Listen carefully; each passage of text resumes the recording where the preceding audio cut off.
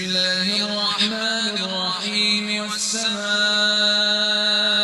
ذات البروج واليوم الموعود وشاهد ومشهود قتل أصحاب الأخدود النار ذات الوقود إذ هم عليها قعود وهم على ما يفعلون بالمؤمنين شهود وما نقموا منهم إلا أن يؤمنوا بالله العزيز الحميد الذي له ملك السماوات والأرض والله على كل شيء شهيد